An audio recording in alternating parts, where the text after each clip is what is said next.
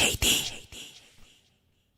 Ang kwentong ito ay hango sa totoong buhay. Mula ito sa isa nating kabayan na itago na lamang natin sa pangalang Lucas. Taong 1995, probinsya ng Guimaras. Tahimik ang umaga sa isang baryo sa probinsya ng Guimaras. Isang maliit na komunidad na napapalibutan ng kabundukan.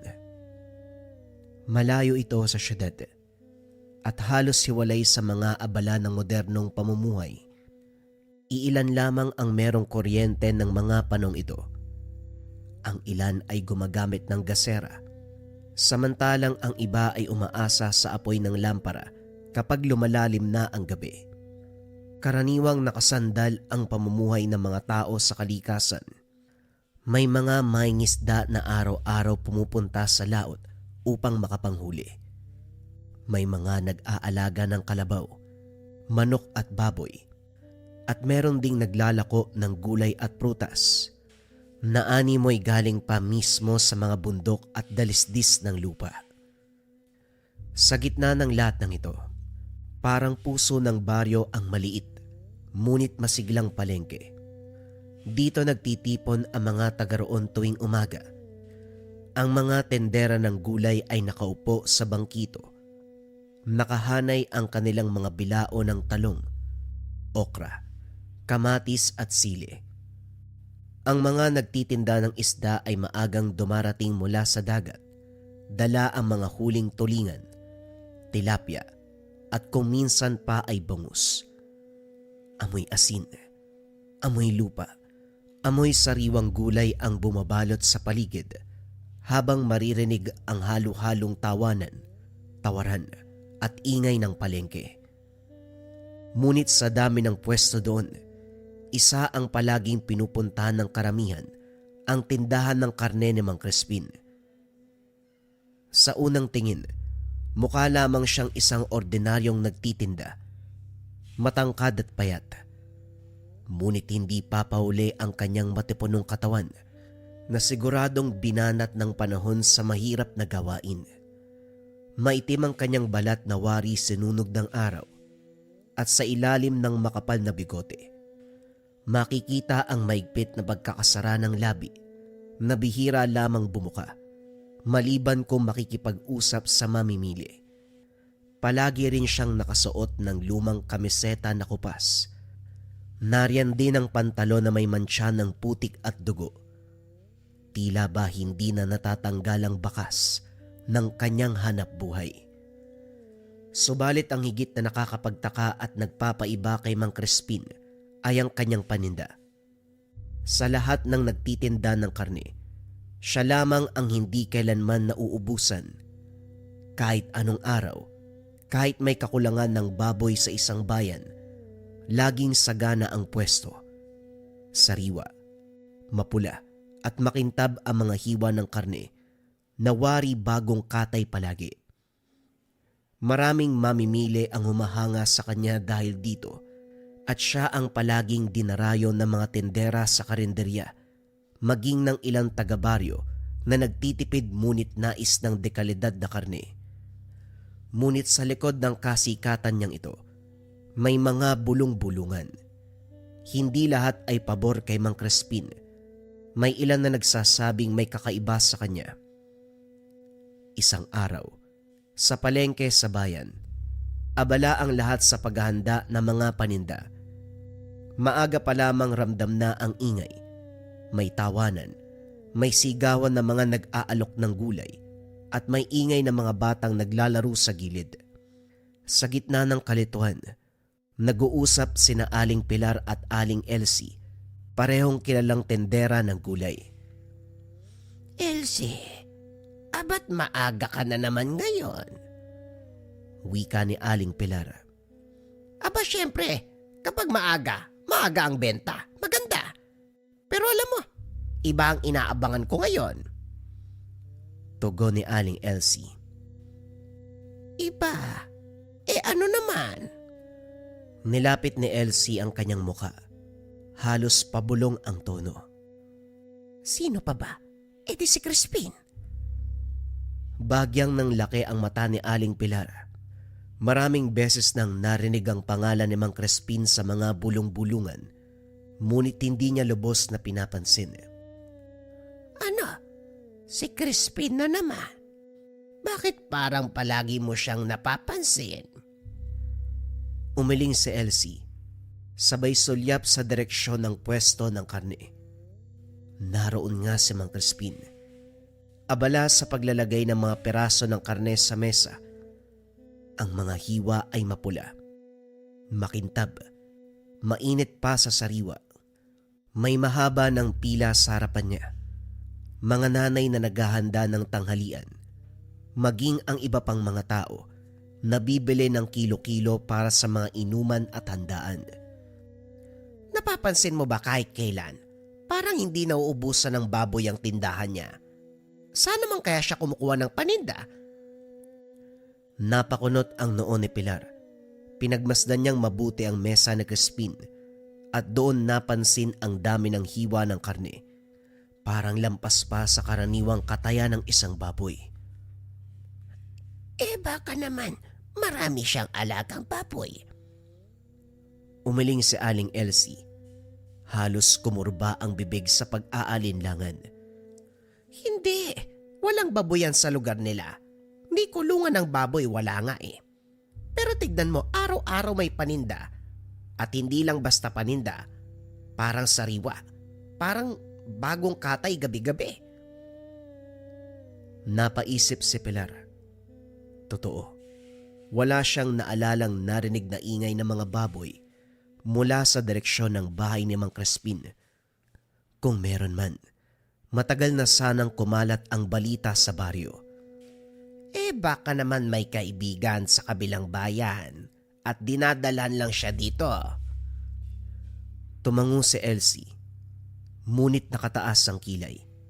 Hindi kumbensido sa sinasabi nito. Pwede pero may kakaiba. Napapansin mo ba ang mga mamimili niya? Kahit dati hindi bumibili. Ngayon palagi nang pumipila. Sabi nila, masarap ang baboy niya. Parang may kakaibang lasa, hindi daw basta-basta. Huminto silang pareho sa pag-aayos ng paninda. Saglit silang natahimik habang pinagmamasdan si Mang Crispin. Ang bawat galaw nito, ang maingat na paglatag ng karne, ang malamig na tingin sa mga mamimili, at ang mga matipid na ngiti na para bang may dalang bigat na mahirap ipaliwanag. Habang nag-uusap sina Aling Elsie at Aling Pilar, biglang sumulpot si Lucas, isang kargador sa palengke. Maganda ang katawan, batak sa trabaho, at halos palaging pawisan sa bigat ng mga kargang sako. Nakapantay ang bawat galaw, halata sa mga ugat ng braso na sanay sa mabigat na gawain. Kahit tahimik siya madalas, kilala bilang matulungin at madaling lapitan. Bitbit niya noon ang isang sako ng bigas na ipapasa sa tindahan sa kabilang pwesto. Ngumiti siya kahit hingal sa pagod. Magandang umaga po sa inyo. Wika ni Lucas. Aba ikaw pala, Lucas. Nga pala, nakakarinig ka ba ng tungkol kay Crispin? Sandaling napatigil si Lucas. Napakamot ng ulo. Bakit naman po? Ano pong ibig niyong sabihin? Sumandal si Aling Elsie sa bilao ng gulay.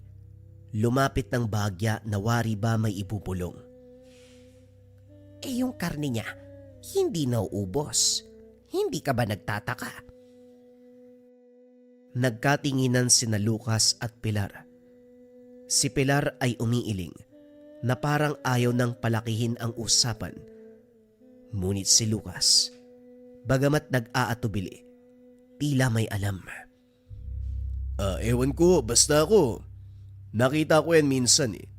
3:00 pa lang na madaling araw gising na si Mang Crispin. May mga ilaw sa pwesto niya at sa pagdaan ko, maraming laman sa mesa. Para bang galing sa kung saan eh. Hindi ko lang naririnig na may kinakatay siyang baboy. Namilog ang mata ni Aling Elsie sa narinig. O diba, sinasabi ko na nga ba may misteryoso dyan Nakataas ang kilay ni Pilar. Animoy hindi pa rin kumbinsido. Baka naman, mahaba lang talaga ang pasensya niyan at maaga kong kumayod. Hindi naman lahat ng kakaiba masama na kaagad. Sa hindi kalayuan nakatingin si Mang Crispin sa kanila habang inaayos ang mga paninda. Mapungay ang mga mata nito. Malamlam na tila ba pagod. Ngunit may matalim na titig na tumatagos hanggang sa buto. Nang magtama ang kanilang paningin, biglang kumabog ang dibdib ni Lucas.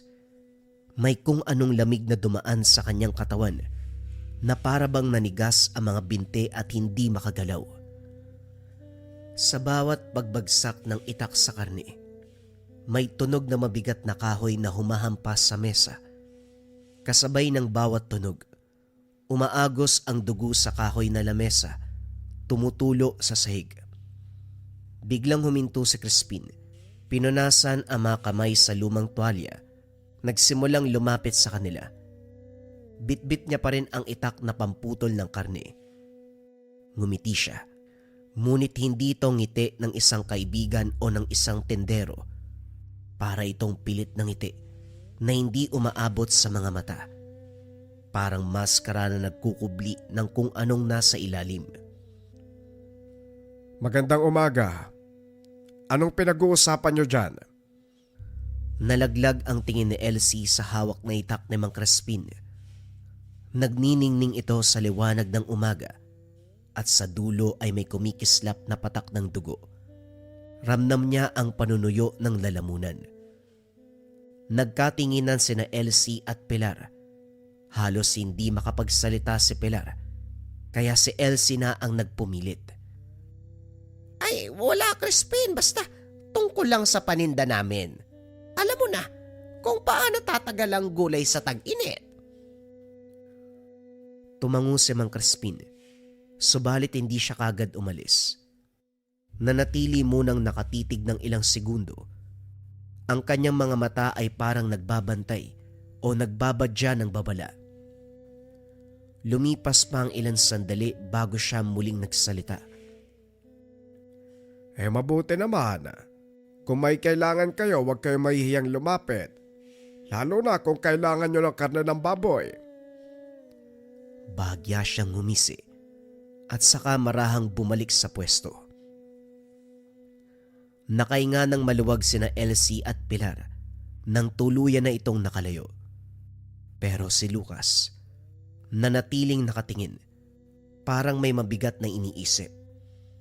Alam niyang hindi simpleng karne lang ang hawak ni Mang Crispin at ang malamig na titig nito ay para bang nagsasabi na wag silang mangingialam. Elsie, ayaw ko na yatang pag-usapan pa si Crispin. Nakakatakot ang titig niya. Parang alam niya ang iniisip natin. Ngumisi si Elsie. Pilit na nagpapalakas ng kalooban, pero baka sa tinig ang panginginig. Kung totoo man ang hinala ko, baka may tinatago siyang bertud. Yun yung pampaswerte niya. Napangat ng ulo si Lucas. Nakakunot ang noo. Ano ho yun? Bertud? Tumango si Aling Elsie. Oo, Lucas. Mutya. Gamit ng iba para umasenso, para magkapera pero may kapalit. Hindi basta libre ang ganon. Sandaling natahimik si Lucas. Ang mga salitang iyon ay parang kumakalabog sa isipan. May naalala siyang mga kwento ng matatanda tungkol sa kakaibang pampaswerte. May mga taong nakahanap ng yaman pero biglang nawala ang pamilya. Ang iba ay may mga negosyong biglang sumikat pero sinundan ng kamatayan. Habang iniisip niya ito, nagsimulang bumigat ang hangin sa paligid. Ang dating ingay ng palengke ay wari lumayo. At ang tanging naririnig nila ay ang malakas na lagutok ng buto.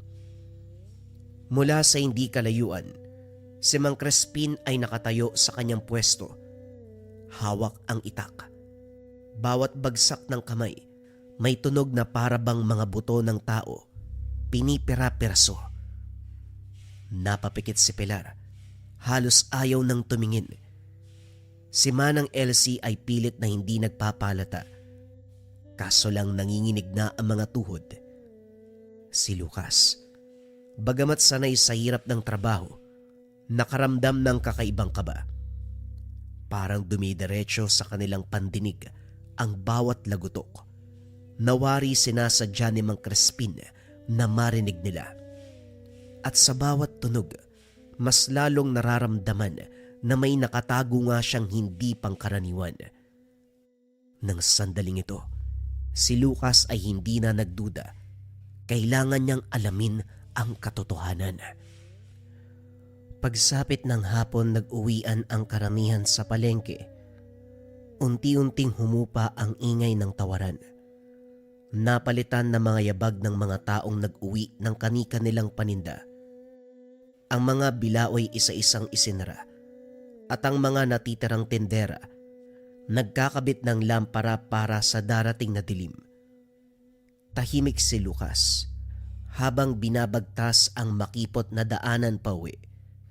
Sa balikat ay nakasampay ang tuwalya at ang pawis sa leeg ay hindi pa rin natutuyo. Ngunit higit sa lahat, mas mabigat kaysa sa katawan ang iniisip. Paulit-ulit na bumabalik ang mga sinasabi ni Aling Elsie tungkol sa kakaibang pampaswerte. Kung totoo man yun, anong klaseng kapalit kaya? Biglang sumiklab ang kaba sa dibdib nang makarinig ng angil ng baboy. Kasabay pa ang mga kuko na parang kumakaskas sa lupa.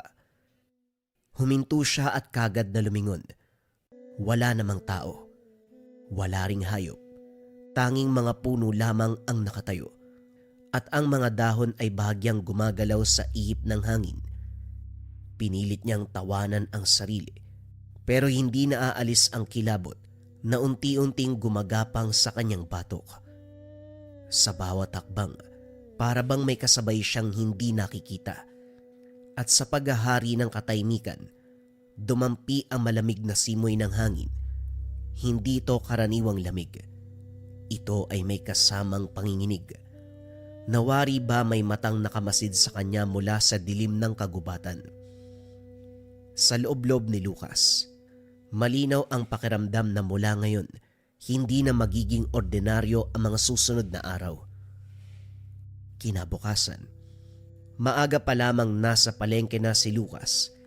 Sanay na siya sa magaang trabaho bilang kargador. Ngunit ngayong araw tila may kakaibang bigat sa kanyang dibdib. Habang pasan ang sako ng gulay, sumusulyap siya sa pwesto ni Mang Crispin. Naroon na naman ito. Maagang maaga at marami ng karne ang nakalatag. Nakapila na rin ang mga tao. Tila ba walang takot at puro gana ang nasa isip. Subalit may kakaibang napansin si Lucas. Ay Lucas, tulungan mo nga akong ayusin tong bilao ng kalabasa bago pa madurog ang lahat. Kagad siyang lumapit. Marahang inayos ang mga kalabasa. Isa-isa rin niyang inangat ang mabibigat na peraso, ipinatong sa mas matibay na bilao. Habang abala ang kamay sa pag-aayos, kusa namang napalingon ang kanyang mata sa direksyon ng pwesto ni Mang Crispin. May bumibili doon na isang nanay na may kasamang batang makulit. Humingi ito ng 1 kilo ng baboy. Kagad namang kumilos si Crispin. Hawak ang matalim na itak. Sinimulan nitong putulin ang karne. Ngunit doon napansin ni Lucas ang kakaiba. Sa bawat pagbagsak ng itak, hindi lang dugo ang tumalsik. Sa gilid ng hiwang karne, may lumalabas na manipis na itim na likido, malapot at parang usok na nag-aalangan sa hangin bago tuluyang naglaho. Isang iglap lang yun, ngunit malinaw na nakita ni Lucas. Napakunot ang noo niya at halos hindi makahinga. Pinilit niyang tumingin pa. Sinipat ng mas mabuti. Pero sa muling pagbagsak ng itak, ang tumulo ay normal na dugo lamang. Wala nang kakaibang likido. Wala nang usok. Ano yun? Imahinasyon lang ba? Lucas, nakikinig ka ba? Nabigla siya. Muntik pang mabitawan ang kalabasa. Opo, Aling Elsie. Pasensya na ho. Kung saan-saan ka kasi nakatingin. Pero sa isipan ni Lucas, hindi na siya mapakali. Sa simpleng hiwa ng karne, may nakita siyang kakaiba. Isang bagay na hindi nakikita ng ibang mata. Para sa kanya, lalong lumakas ang pakiramdam na may tinatagong dilim si Mang Crispin. Habang abala sa pagtulong, lumapit si Nardo. Ang batang palaboy na kilala sa palengke. Marami ang damit. Walang tsinelas, ngunit palaging nakangiti. Aling Elsie, pwede po makahingi ng tirang gulay? Ay nako Nardo, ito. Baka magutom ka pa ha. Pero mag-iingat ka. Huwag ka magpapagabi. Tumango ang bata at ngumiti. Pero bago ito tuluyang lumayo, lumingon siya kay Lucas. Kuya, nakita mo yung kagabi? Yung malaking baboy sa tindahan ni Mang Crispin? Buhay pa yata eh. Ano? Anong ibig mong sabihin? Narinig ko umuungol. Hindi parang hayop. Parang tao na umiiyak. Bago pa makapagsalita si Lucas, tumakbo na si Nardo palayo dala ang mga gulay. Nanlamig ang buong katawan ni Lucas.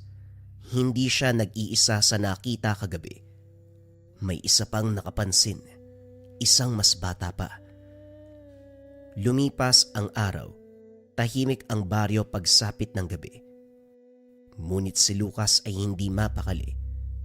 Hindi siya makatulog, kaya napagpasya niyang dumaan sa palengke. Sa gitna ng dilim, nakita niyang bukas ang mga pwesto ni Mang Crispin. Nasa loob ito, nakatalikod at may ginagawa. Dahan-dahan siyang lumapit at sa pagkakatago, nasilayan niyang may isang malaking baboy. Naroon ito sa sahig. Nakatalikod ito. Nakatali ang paa. Umuungol ng mahina. Pero ang ungol na yon, hindi pangkaraniwang hayop. Para bang tao. Lumapit pa siya ng kaunti. Pinipigilan ang sariling huminga ng malakas. Nang bigla siyang natigilan. Sa sahig sa gilid ng pwesto ay may maliit na kahong kahoy. Nakasinde ang kandila sa paligid nito. At sa ibabaw ng kahon, may nakalagay na bato. Itim, makintab, kumikislap kahit sa dilim. Sa mismong sandaling yun, biglang napalingon si Mang Crispin. May tao ba dyan? Kagad nagtago si Lucas sa likuran ng isang kariton. Narinig niyang humakbang si Crispin palabas ng pwesto. Dala ang kanyang itak. Ilang segundong katahimikan hanggang sa bumalik ito sa loob. Huminga ng malalim si Lucas at dahan-dahang umalis. Sa kanyang paglalakad pauwi, muli niyang narinig ang mga yapak ng baboy na tila sumusunod sa kanya. Paglingon niya ay wala. Subalit sa isipan, malinaw ang mga nakitang kakaiba. Pagdating sa bahay, hindi kagad nakatulog si Lucas. Binabalikan niya sa isipan ang lahat ng nasaksiyan. Bertud, kung totoo nga yung nagbibigay ng swerte kay Mang Crispin, anong kapalit? Taong nawawala, tapos merong baboy. Ano kaya nangyayari? Bago tuluyang makatulog, narinig niya ang sigaw ng ina ni Nardo. Tinatawag ang pangalan ng anak. Kagad siyang napatayo. Ang batang palaboy na nagkwento sa kanya kanina ay nawawala. Kinabukasan, gising na gising ang buong baryo. Imbis na tawanan, tawaran, at kalansing ng barya ang maririnig sa palengke, puro bulungan at sigawan ang dumadagongdong. Si Nardo, ang batang laging nakikitakbo sa kalsada, hindi raw nakauwi kagabi. Mabilis kumalat ang balita. Sa loob ng ilang minuto, bawat sulok ng palengke ay parang nag-iba ang hangin. Ang mga tendera ay tumigil sa pagsigaw ng paninda. Ang mga kargador, nagbaba ng pasan, nagkumpol sa isang tabi. Maging ang mga mangingisdang bagong dating galing sa laot, iniwan ang mga lambat para makiusisa. Naroon si Lucas, nakikinig at pinagmamasdan ang kaguluhan. Ramdam ang panlalamig ng kanyang balat. Siya ang huling nakausap ni Nardo kagabi bago ito tuluyang tumakbo palayo. Lumapit siya kay Aling Elsie na nag-aayos ng mga paninda. Halatang hindi mapakali. Aling Elsie, si Nardo baka... Kagad siyang pinutol ng matanda. Huwag ka basta magsasalita. Alam kong iniisip mo. Pero hindi pwedeng bastang mag-akusa ng tao, lalo na si Crispin. Pero Aling Elsie, kagabi nakita ko... May parang baboy na. Tumahimik ka. Maraming tenga dito. Hindi lahat ay naniniwala at mas lalong hindi lahat handang magsalita. Samantala sa gilid ng palengke, nagsimulang magbulungan ang ilang tendera. Mga tinig na mahina ngunit mabigat. Paulit-ulit nilang binabanggit ang mga batang nawala na noon pa at kung paanong palagi may dahilan. Kesyo lumayas, sumama sa kamag-anak o basta na lamang naglaho. Subalit sa bawat salaysay, palaging may iisang punto ang pagkakatulad. Tuwing marami at walang katapusan ang mga paninda ni Mang Crispin, may batang biglang nawawala. Maya-maya pa dumating si Mang Crispin sa palengke. Dala ang isang malaking sako ng karne. Kagad nagbukas ng pwesto. Lalong dumagsa ang mga tao. Walang pakialam sa nangyayaring pagkawala ni Nardo. Magandang umaga. Bagong katay, sariwa pa. Tara, bumili kayo. Napasulyap si Lucas. Sa kanyang paningin, ang karne sa mesa ay nanginginig, para bang humihinga. Kaso nga lang pagkurap niya, parang normal lang ang lahat. Hindi niyo po ba nakikita? Huwag ka maingay. May mga bagay na hindi lahat nakikita. May mga bagay na hindi lahat kayang tanggapin. Pagsapit ng hapon, nagtipon-tipon ang ilang residente para maghanap kay Nardo. May mga nagdala ng sulo, may mga aso at sabay-sabay silang nagtungo sa kakawian malapit sa baryo. Kasama si Lucas sa grupo. Habang naglalakad, ramdam niya ang bigat ng bawat yapak. Sa isipan, bumabalik ang imahe ng baboy na parang umiiyak. Bukas, bakit tahimik ka? Wala ho, iniisip ko lang. Paano kung hindi na natin siya makita? Huminto sandali ang grupo. Sa hindi kalayuan may narinig silang alulong ng aso. Tumakbo sila papunta roon. Natagpuan ang ilang peraso ng damit ni Nardo, ngunit walang bakas ng katawan. Wala ring dugo, na para bang naglaho na lamang si Nardo.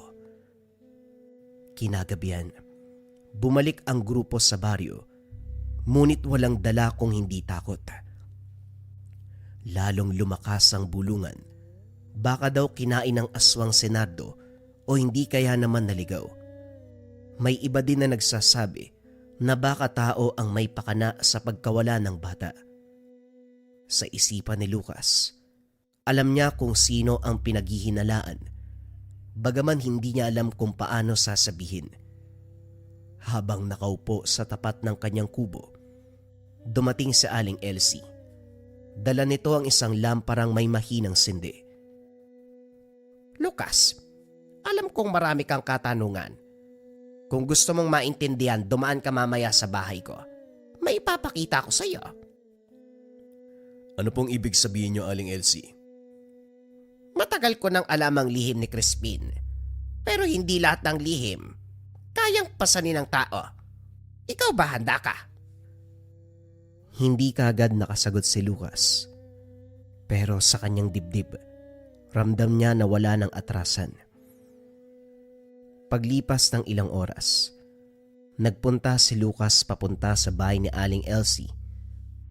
Malayo pa lang, kita niya na ang maliit na kubo ng matanda. May nakasinding ilaw sa loob. Maririnig ang mahinang hampas ng hangin sa pawid. Nang kumatok, agad siyang pinapasok ng matanda.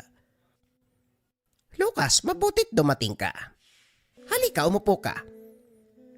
Sa loob ng bahay nakalatag ang mga lumang gamit.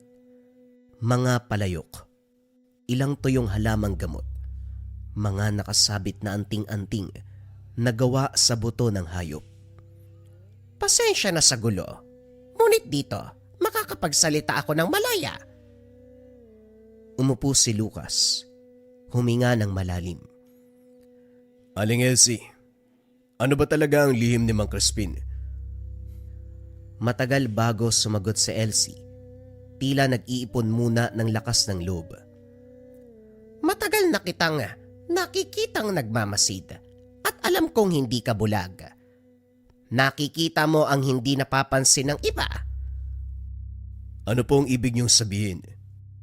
Ang bertud, isang uri ng kapangyarihan, isang bagay na nagbibigay ng kasaganahan, pero hindi ito libre. Ang may hawak nito ay hindi magugutom, hindi mauubusan, ngunit sa bawat biyaya, may kapalit na buhay. Kaya ba maraming nawawalang bata rito?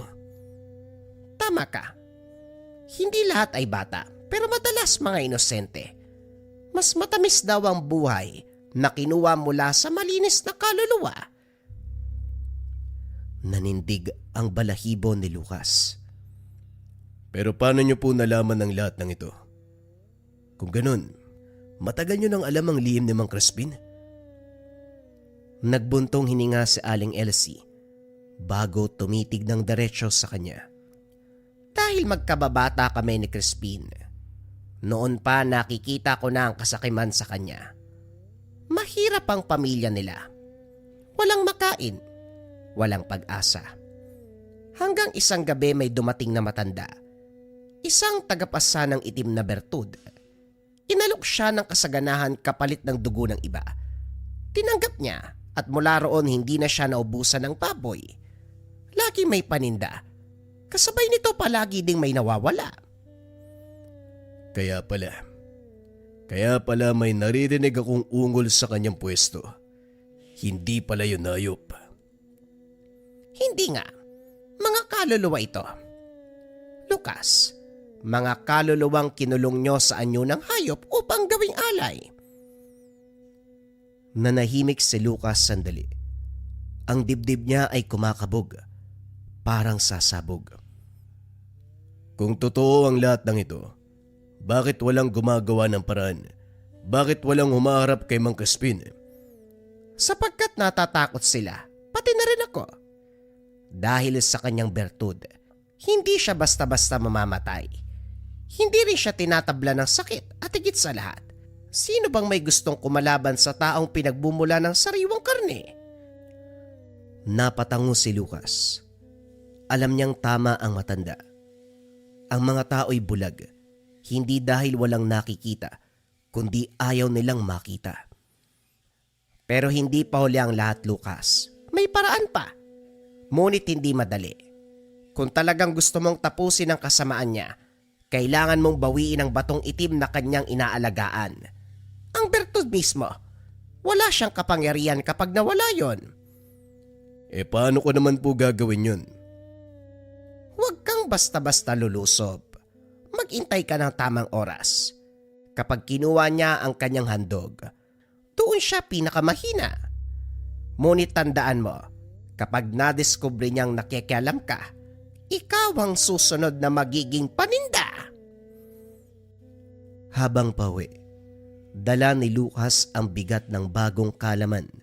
Hindi siya makapaniwala sa bigat ng responsibilidad na nasa balikat niya ngayon. Pagdaan niya sa pwesto ni Crispin, sarado na ito. Ngunit sa dilim ng gabi, may naririnig siyang may hinang ungol mula sa loob. Mahaba, puno ng dalamhati, para bang may mga kaluluwang nagsusumamo. Napapikit siya at huminga ng malalim. Kung si Nardo man ang susunod na handog, hindi ko hahayaang mangyari ang bagay na ito. Kinabukasan, dumiretso siya kay Aling Elsie. Handa na po ako, Aling Elsie. Ano po ang gagawin ko? Tahimik ang matanda, bago dahan-dahang inilabas mula sa aparador ang isang maliit na supot. Narito, Lucas. May mga dahon ng kabling, pangtaboy ng masamang espiritu. Ilagay mo itong asin sa iyong bulsa. Hindi ka nito kayang iligtas sa lahat, pero kahit papano makakatulong. Maraming salamat po, Aling Elsie. Huwag kang matakot sa dilim. Ang dapat mong katakutan, ang taong nagkukubli sa dilim. Pagsapit ng gabi, tahimik ang baryo. Pailan-ilan lamang ang mga lampara sa mga kubo. Sa hindi kalayuan, nakita ni Lucas si Mang Crispin palabas ng kanyang bahay. Dala ang isang sako.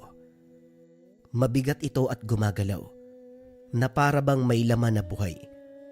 Dinala ni Crispin ang sako patungo sa lumang kubo sa gilid ng kakawyan. Doon may nakalatag na mga kandila, mga dahon ng anahaw, at ang maliit na kahon na may itim na bato. Ibinagsak ni Crispin ang sako. Tumama ito sa lupa at umungol ng mahina. Ungol ng tao, hindi ng hayop. Lumapit si Crispin sa kahon. Kinuha niya ang batong itim. Itinaas sa ibabaw ng kanyang ulo. Sa kapangyarihan ng lupa at dugo, sa ngalan ng kasunduan, tanggapin mo ang aking handog. Nagliyab ang mga kandila kahit walang hangin. Ang paligid ay bumigat, para bang lumulubog ang lupa. Binuksan ni Crispin ang sako. Mula rito ay lumabas ang isang maliit na katawan. Hindi baboy, kundi isang bata. Nanlaki ang mga mata ni Lucas. Si Nardo. Nakatali ang kamay at paa ng bata. Mahina at halos walang malay. Itinapat ni Crispin ang itim na bato sa noo ni Nardo. Kaluluwa ng inosente, maging susi ng aking kasaganahan. Sa bawat patak ng dugo mo, sa bawat hiningang kukunin, mananatili akong mayaman at malakas. Unti-unting nagdilim ang paligid. Ang apoy na kandila ay naging kulay asul. Ang amoy ng hangin ay naging maalingasaw. Nangangamoy patay na daga. Nagsimulang umiyak si Nardo. Mahina ngunit puno ng takot. Tulungan niyo po ako. Nanigas si Lucas sa pinagtataguan. Gusto niyang sumugod subalit natatakot. Alam niyang sa oras sa makita si Crispin, maaari rin siyang gawing handog. Ngunit nang marinig ni Lucas na muling umiyak si Nardo, bigla siyang nakaramdam ng init sa dibdib. Ang takot ay napalitan ng tapang. Hindi ako pwedeng manahimik. Hindi ko pwedeng hayaang matapos ang ritual na ito. Dahan-dahan niyang hinugot mula sa bulsa ang supot na ibinigay ni Aling Elsie. Binuksan niya ito at kinuha ang dahon ng kabling. Huminga ng malalim at saka sumugod palabas sa pinagtataguan. Mang Crispin, tama na! Nagulat si Crispin. Napalingon at nakita si Lucas na hawak ang dahon. Sandaling natigilan ang tendero bago ngumisi ng malamig.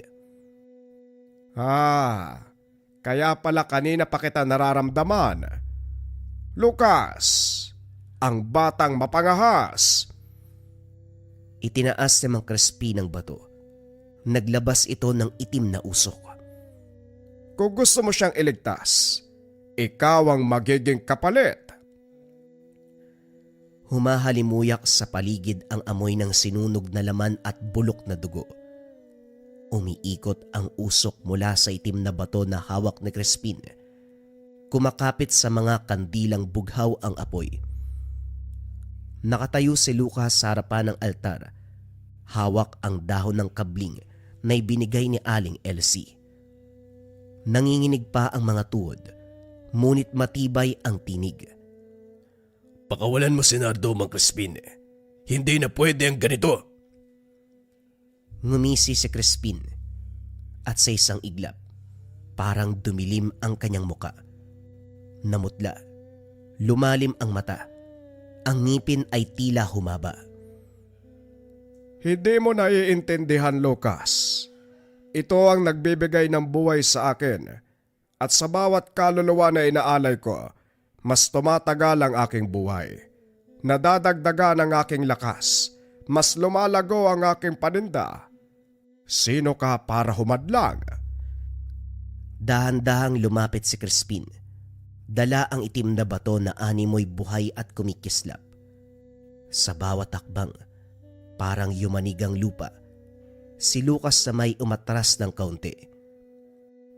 Hindi lahat ng bagay na bibili ng kasaganaan. May hangganan ng kasamaan. Tumawa lamang si Crispin ng malakas. Hangganan. Tignan mo ang mga taong nasa baryo. Hindi nagtatanong. Basta busog at may karne sa hapag. Wala silang pakialam kung may nawawala. Basta hindi sila ang biktima. Naramdaman ni Lucas ang sakit ng katotohanan iyon, ngunit lalo siyang tumibay. Kahit sila'y natatakot, hindi ibig sabihin nun na tama ang ginagawa mo. Biglang inihampas si Crispin ang bato sa lupa. Umusok ito. Nagsimulang gumapang ang maitim na anino. Tumayo mula sa lupa ang mga anyo ng baboy. Malalaki, nanginginig at may mata ng tao. Napasigaw si Nardo mula sa pagkakatali. Kuya Lucas, tulungan mo ko. Kagad tumakbo si Lucas. Hawak ang mga proteksyon. Iniampas ito sa isa sa mga baboy. Umalingasaw ang usok at naglaho ang halimaw. Napaatras si Crispin at napangiwi. May protection kang dala.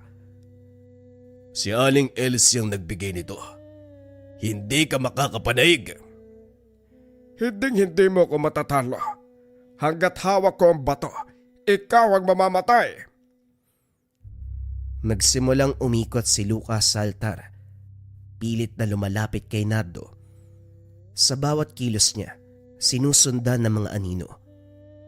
Ang bawat isa ay may mga mata ng nawawalang tao, mga batang kababaihan, mga mukha ng kawalan ng pag-asa. Mga handog ko. Ngayon, madadagdagan pa. Kagad na sumugod si Crispin. Itinaas ang bato upang ipataw kay Lucas. Subalit hinarang ng binata ang mga dalang proteksyon. Kumislap ang liwanag. Tumilapon ang bato sa lupa at sa sandaling nagdilim ang paligid. Sinamantala ito ni Lucas. Mabilis sa tumakbo kay Nardo. Pinunit niya ang lubid gamit ang sariling kamay. Halos mapunit ang balat sa tindi ng pagkakahigpit. Kuya, natatakot ako. Anong gagawin natin? Kumalma ka. Tatakas tayo dito, tisin mo lang. Hindi pa tapos si Crispin. Kinuha muli ang bato at tinaas sa ere. Lalong lumakas ang apoy ng mga kandila. At mula sa dilim, lumitaw ang isang mas malaking anyo. Isang dambuhalang baboy na may mukha ng tao. Kung hindi mo ko susundin, ikaw ang isusunod ko. Nanlaki ang mga mata ni Lucas. Alam niyang hindi kakayaning lumaban ng diretsyahan. Kuya Lucas, kunin mo yung bato. Yun lang yung nagpapalakas sa kanya. Pero paano? May hirapan tayo. Basta lumapit ka, kuya. Ako na pong bahala. Hindi alam ni Lucas kung saan nanggagaling ang tapang ng bata, ngunit naniwala siya. Bumitaw siya sa pag-iwas, diretsong sumugod kay Crispin. Itinaas ni Mang Crispin ang bato, ngunit inihampas ni Lucas ang asin na nakabalot sa pulang tela. Sumabog ang liwanag, napaatras si Crispin, sumisigaw na parabang hayop na nasusugatan. Tumilapon ang bato sa sahig. Kagad na dinampot ni Lucas at sa unang hawak nito, ramdam niya ang bigat na parang libo-libong kaluluwang nakatali sa loob. Nanginginig si Lucas. Hindi alam kung itatapon o sisirain. Subalit lumapit si Crispin. Duguan ang mata. Sumisigaw ng buo niyang boses. Ibalik mo yan. Hindi mo alam ang pinaglalaroan mo. Mas mabuti kung masira to kaysa manatili kang halimaw. Itinaas niya ang bato at handa ng wasakin. Umugong ang paligid. Parang sabay-sabay na humihiyaw ang libo-libong kaluluwa mula sa batong hawak ni Lucas. Sa bawat segundo'y bigat na bigat siya. Para bang ang kamay niya pinipilas ng mga boses na umaagos mula rito. Nanginginig ang buong katawan. Napatingin siya kay Nardo na nakayakap sa poste ng altar at umiiyak. Kuya, gawin mo na. Gawin mo na bago pa mauli ang lahat. Biglang sumugod si Crispin. Sugatan, pero hindi pa rin sumusuko. Naminilog ang mga mata. Nag-uumapaw ang galit. Huwag mo yung gagawin, Lucas. Hindi mo alam ang pinipigilan mo. Ang lakas ng ito ay para sa baryo. Kapag nakawala yan, babalik tayo sa gutom, sa kahirapan at pagkalugmok. Lumapit siya na halos gumagapang. Dumapo ang kamay sa balikat ni Lucas. Alam mo kung bakit hindi umaagal ang mga tao. Dahil pinapakain ko sila. Kung sisirain mo yan, wala ka ring pinagkaiba sa mga magnanakaw ng pag-asa. Huwag mong gawin ang pinaplano mo. Sandaling natigilan si Lucas. Totoo nga, busog ang baryo dahil kay Crispin.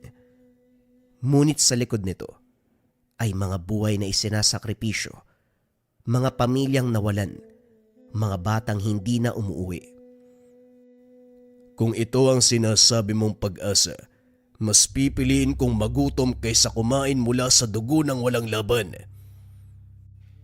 Hinampas niya ang bato sa sahig ng altar. Sa unang pagbagsak, nabiyak ang bato. Lumabas ang nakakasilaw na liwanag. Umaalingaw-ngaw ang sigaw ni Crispin. Hindi sigaw ng tao, kundi sigaw ng halimaw na nawalan ng lakas. Isa-isa, ang mga anino ay naglaho. Umuuwi sa usok. Ang dambuhalang baboy na may mukha ng tao ay nabasag. Biglang tinangay ng hangin. Sumabog muli ang bato at mula rito'y lumabas ang mga kaluluwa ng mga nawawala. Nadapa si Crispin sa lupa.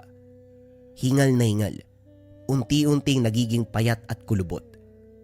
Ang dating tendero ng baboy na malakas ang katawan, ngayon ay parang tuyong dahon na malapit ng maturog. Hindi maaari. Ginawa ko naman ang lahat para mabuhay. Buhay na hindi galing sa tama. Hindi kailanman magtatagal. Sa huling sandali, huminto na ang paghinga ni Crispin. Ang katawan niya'y natunaw at naglaho. Iniwan lamang ang lumang kutsilyo ng pagkatay. Matapos ang sagupan, magkasamang bumalik sina Lucas at Nardo sa baryo nang sumapit ang umaga. Pagod, gutom subalit ligtas. Sa unang pagkakataon, nakita ng mga tao ang pagdating nila. Nagtaka kung bakit magdamag silang nawala. Subalit bago makapagsalita si Lucas, lumapit si Aling Elsie, dala ang maliit na basket ng dahon, asin at iba pang proteksyon. Tinignan niya si Lucas at sa ngiti niya Alam niya na natapos na ang sumpa. Sa mga sumunod na araw nabunyag ang katotohanan tungkol kay Mang Crispin. Ang kanyang babuyan ay natuklasang walang laman, kundi abo at mga bakas ng kakaibang ritual. Sa baryo, nag-umpisa ang mga tao na matutong magtulungan muli, magtanim, nag-alaga ng sariling hayop at hindi na umasa sa isang tao lamang. Mahirap man na simulan, natutungan nilang bumangon. Ang takot na dulot ng pagkawala ng kanilang mga kababaryo, napalitan ng tapang at pagkakaisa. Nang tuluyang masugpo ng isang kargador, ang isang matadero na aswang.